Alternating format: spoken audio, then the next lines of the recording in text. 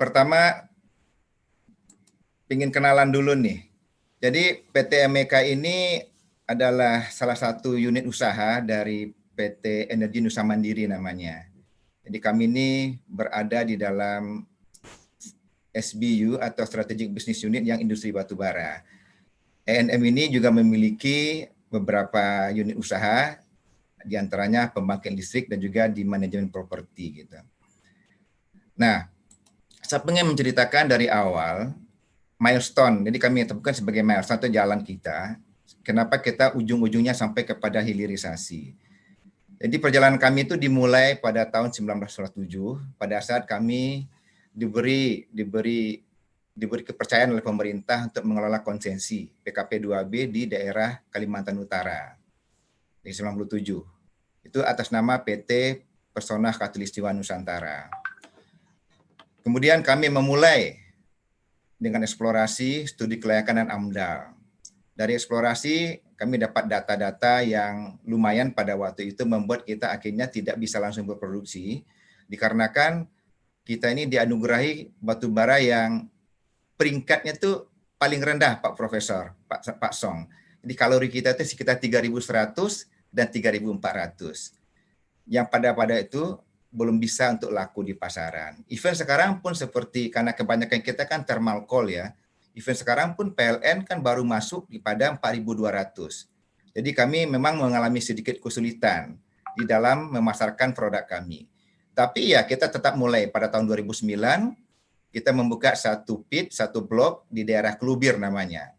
Dan itu diikuti dengan di daerah Skayan kemudian pada tahun 2012. Tapi memang dengan situasi seperti ini kita juga mulai mikir, ini persaingannya nggak mungkin nih. Kita nggak mungkin bisa eksis kalau kita tidak melakukan cara bagaimana produk kita ini bisa diterima oleh semua masyarakat. Dan kalau masih seperti ini, mungkin kita juga akan bermasalah. Sementara kan investor kita sudah menanamkan modal. Sehingga pada waktu itu muncullah pemikiran untuk melakukan value added atau pemberian nilai tambah kepada batubara. Artinya, batubara kita ini mesti dijadikan sesuatu. Either apakah ditingkatkan kualitasnya atau mau ke tempatnya lebih lanjut. Tapi itu tidak langsung Bapak Ibu yang kami hormati, kami perbaiki dulu di dalam. Jadi pada waktu itu kami merasa bahwa kalau kami mau mengembangkan untuk teknologi batubara, kami perlu tempat. Akhirnya pada waktu itu kita sepakatlah semuanya di manajemen kita membuat dinamakan Teknopark. Jadi kita membuat suatu area itu sekitar 60 hektar itu berada di mulut tambangnya PT PKN gitu. Di mana daerah ini kita alokasikan untuk semua pengembangan teknologi perbatubaraan bagi PT ENM.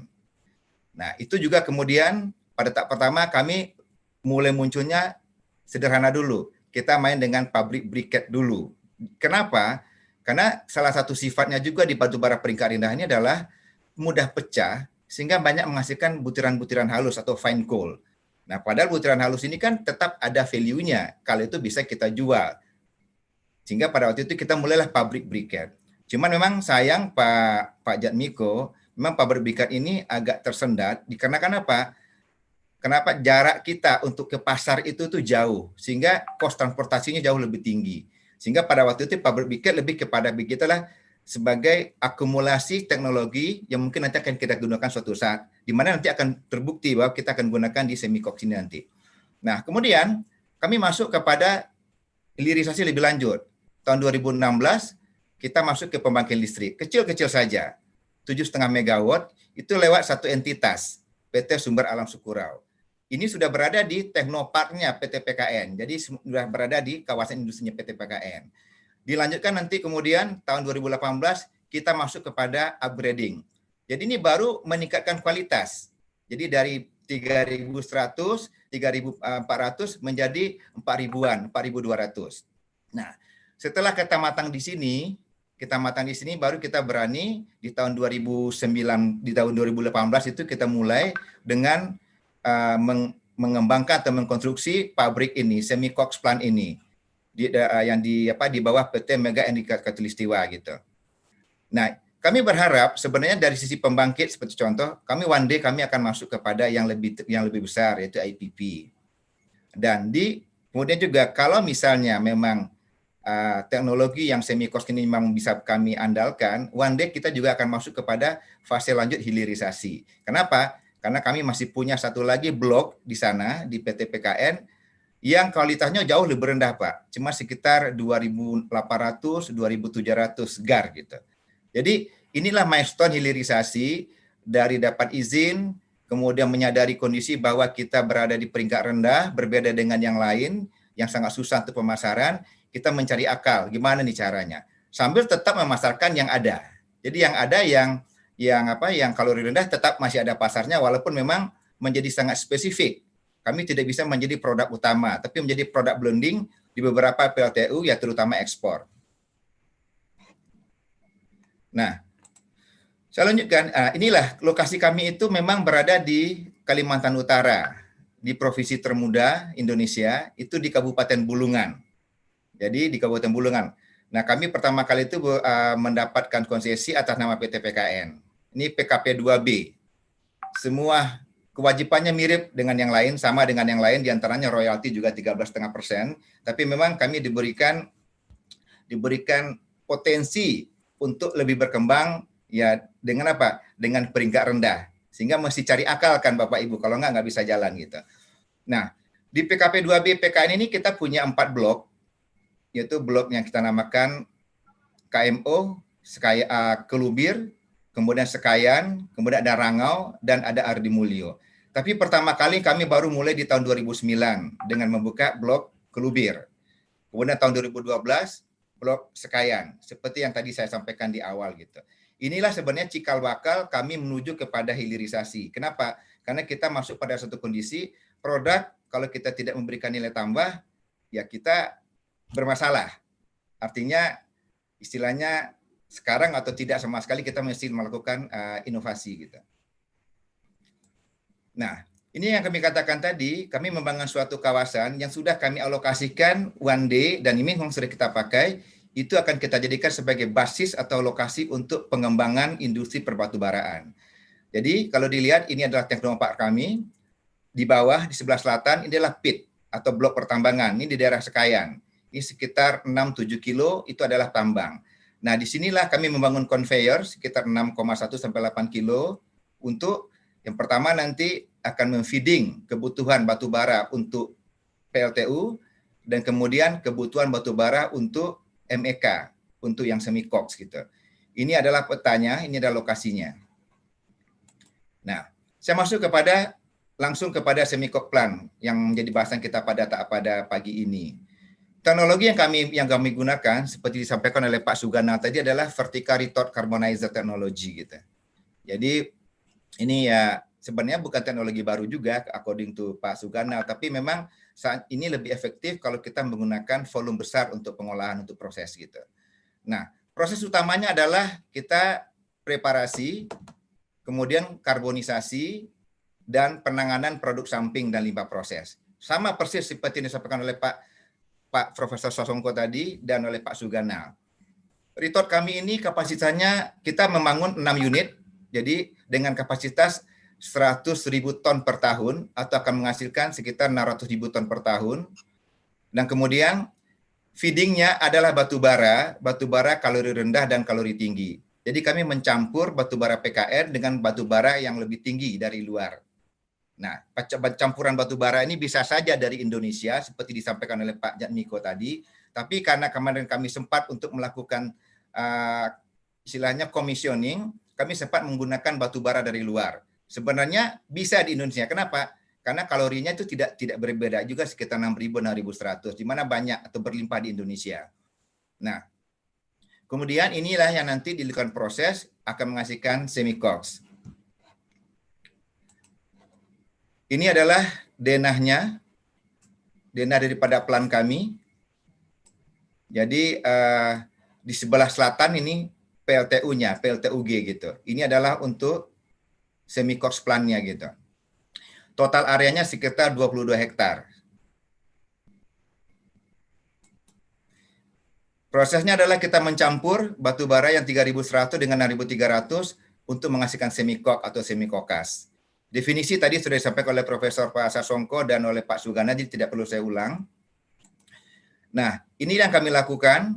Jadi kita 1 juta ton per tahun, di mana itu berasal dari batu bara PKN, ya di dalam studi kita. Saat sekarang kita baru menggunakan batu bara yang kalori tinggi, karena kita lagi mencoba penggunaan mesinnya, karena kami baru beroperasi di bulan Maret kemarin. Jadi kalau by design, dari 1 juta ton ini nanti akan menghasilkan, nanti material balanya nanti adalah begini Pak, Bapak Ibu yang kami hormati, semikoknya 600.000, kemudian coal-tar-nya yang akan diproses lebih lanjut nanti 50.000 ton, dan coke oven gas-nya, jadi tidak terbuang Pak Sasongko, kita akan tampung dengan pipa untuk memanaskan boiler, untuk menghasilkan listrik 30 megawatt.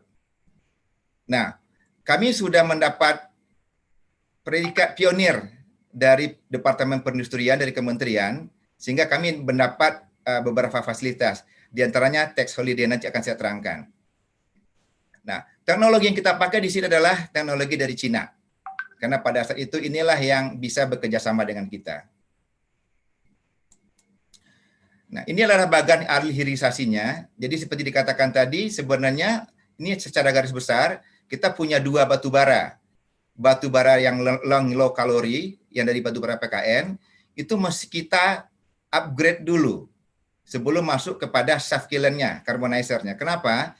Karena kiln ini akan efektif kalau bekerja dengan batu bara yang TM-nya atau meso itu sekitar 10%.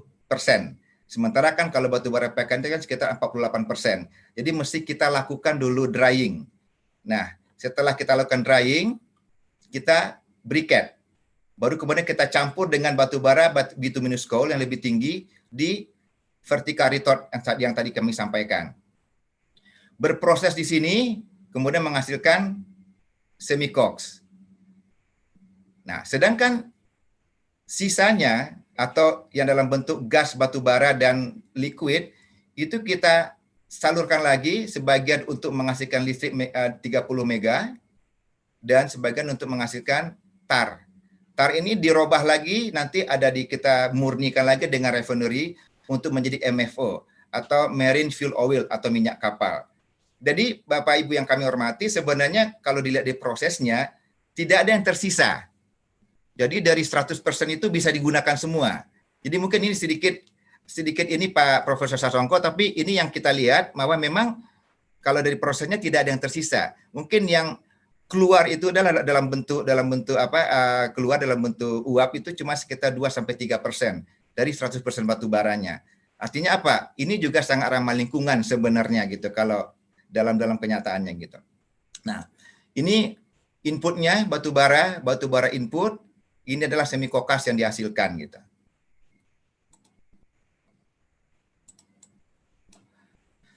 Dengan sifat-sifat seperti segini, tapi secara yang aktual yang kami dapatkan, fix karbonnya sekarang sekitar 78-80%, dan VM-nya antara 6-7% gitu. Jadi memang perubahannya di sana.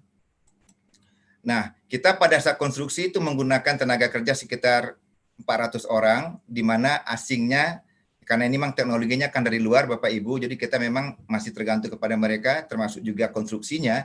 Jadi termasuk kita menggunakan tenaga kerja asing itu sekitar 150 orang. Tapi pada saat sekarang, pada saat sudah beroperasional, tenaga kerja asing cuma sekitar 90 dan domestik sekitar 190, di mana tenaga kerja asing ini di dalam planning kita dalam setiap tahun kita akan melakukan reduksi. Sehingga nanti memang majority pada saat teknologinya sudah dikuasai, itu akan dikuasai oleh orang-orang kita semua gitu. Insya Allah. Ini benefit-benefit yang waktu itu kami rasakan, dan maksudnya kita lakukan studi, dan selesai semuanya juga sepakat. Nah, untuk tentang keekonomian, tadi Pak Zuganal sudah memberikan secara detail tentang angka-angkanya. Nah, yang jelas bagi kami adalah kalau kami melakukannya ini cuma single product atau menghasilkan semikok saja, produk ini menjadi kurang menarik Bapak Ibu. Menjadi kurang menarik, bukan berarti tidak menarik, tapi menjadi kurang menarik. Makanya kita mesti bikin setelah waste-nya itu mau dijadiin apa. Nah, kami pada waktu itu sepakat, coke oven gas-nya sebagian akan kita jadikan PLTU 30 mega, sebagian untuk kembali kepada proses untuk pemanas, Dan kemudian liquidnya atau TAR-nya atau kan kita bahas atau kita proses lebih lanjut. Sehingga satu produk, satu input menghasilkan 3 output, di mana inputnya batu bara menghasilkan semi-cox, listrik, dan marine fuel oil gitu. Nah, actualnya dana yang kami habiskan pada saat sekarang adalah untuk investasi itu sekitar 81 juta US dollar. 81 juta. Dan itu dengan kalau secara finansialnya sekitar 63,75% itu kami biayai sendiri atau dengan equity. Sisanya alhamdulillah sudah dapat dari bank.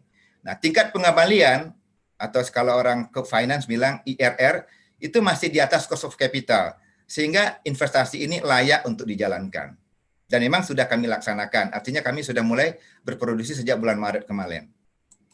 Nah, inilah construction milestone-nya.